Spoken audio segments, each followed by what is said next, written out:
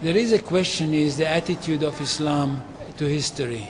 And in fact, what we find, the basic attitude is that all history is in fact an Islamic history. That means that all the major figures of history basically are Muslims.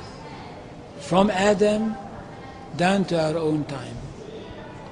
So if the Jews or the Christians are demanding something and basing it on the fact that there was a king called Solomon, or a king called David, or a prophet called Moses, or Jesus, then of course what they are doing, they are saying something which is not true, or in fact they don't know that all these figures were basically Muslim figures.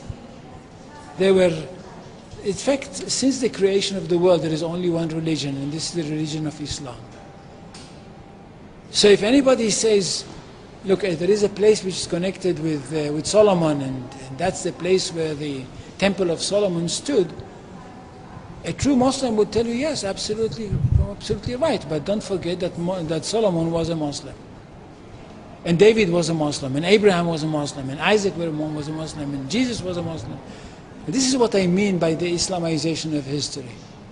And you can understand that through Islamization of history, you've got Islamization of geography. Anywhere which was connected with these people, or with these prophets, which were all Muslims, becomes a Muslim territory.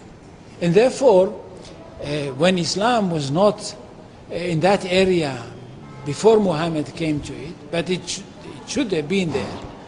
In that area, I mean in the Middle East or other parts outside the Middle East, which are now Muslim parts. Any place like this had to be freed, not to be conquered, had to be liberated.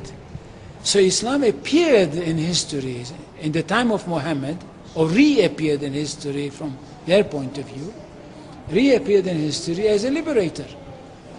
And therefore there is no Islamic occupation. If somebody occupied anything, it would be always somebody else, not the Muslims. So there is no Islamic occupation, there is only Islamic liberation.